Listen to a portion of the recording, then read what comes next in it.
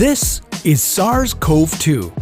It belongs to the family of coronaviruses named for the crown-like spikes on their surfaces.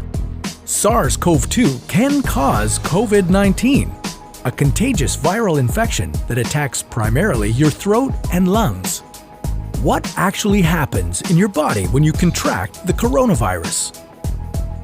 What exactly causes your body to develop pneumonia? And how would a vaccine work? The coronavirus must infect living cells in order to reproduce. Let's have a closer look. Inside the virus, genetic material contains the information to make more copies of itself. A protein shell provides a hard protective enclosure for the genetic material as the virus travels between the people it infects. An outer envelope allows the virus to infect cells by merging with the cell's outer membrane. Projecting from the envelope are spikes of protein molecules. Both a typical influenza virus and the new coronavirus use their spikes like a key to get inside a cell in your body, where it takes over the cell's internal machinery, repurposing it to build the components of new viruses. When an infected person talks, coughs, or sneezes, droplets carrying the virus may land in your mouth or nose and then move into your lungs. Once inside your body, the virus comes in contact with cells in your throat, nose, or lungs. One spike on the virus inserts into a receptor molecule on your healthy cell membrane like a key in a lock. This action allows the virus to get inside your cell. A typical flu virus would travel inside a sac made from your cell membrane to your cell's nucleus that houses all its genetic material. The coronavirus, on the other hand, doesn't need to enter the host cell nucleus. It can directly access parts of the host cell called ribosomes. Ribosomes use genetic information from the virus to make viral proteins, such as the spikes on the virus's surface. A packaging structure in your cell then carries the spikes in vesicles which merge with your cell's outer layer, the cell membrane. All the parts needed to create a new virus gather just beneath your cell's membrane. Then, a new virus begins to bud off from the cell's membrane.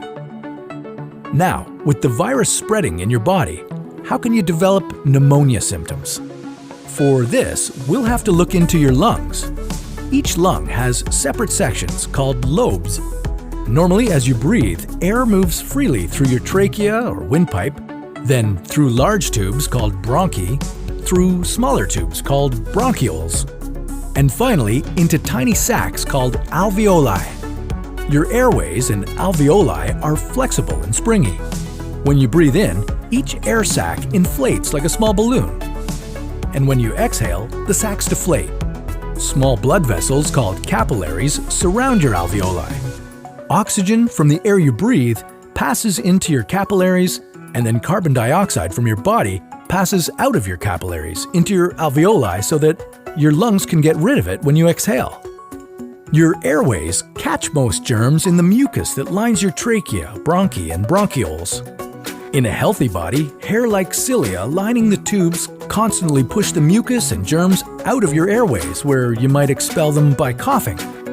Normally, cells of your immune system attack viruses and germs that make it past your mucus and cilia and enter your alveoli. However, if your immune system is weakened, like in the case of a coronavirus infection, the virus can overwhelm your immune cells, and your bronchioles and alveoli become inflamed as your immune system attacks the multiplying viruses.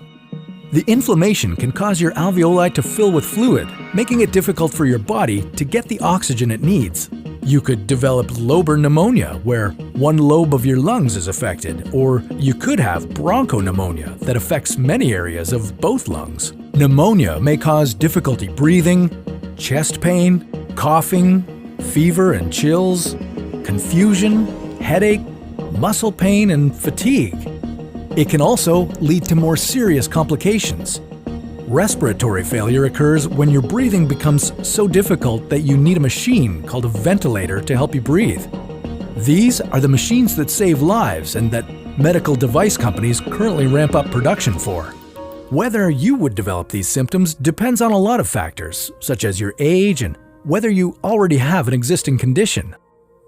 While this all sounds scary, the push to develop a coronavirus vaccine is moving at high speed. Studies of other coronaviruses led most researchers to assume that people who have recovered from a SARS-CoV-2 infection could be protected from reinfection for a period of time. But that assumption needs to be backed by empirical evidence, and some studies suggest otherwise. There are several different approaches for a potential vaccine against the coronavirus. The basic idea is that you would get a shot that contains faint versions of the virus. The vaccine would expose your body to a version of the virus that is too weak to cause infection, but just strong enough to stimulate an immune response. Within a few weeks, cells in your immune system would make markers called antibodies, which would be specific for only the coronavirus, or specifically its spike protein. Antibodies then attach to the virus and prevent it from attaching to your cells. Your immune system then responds to signals from the antibodies by consuming and destroying the clumps of viruses. If you then catch the real virus at a later stage, your body would recognize it and destroy it. In other words, your immune system is now primed.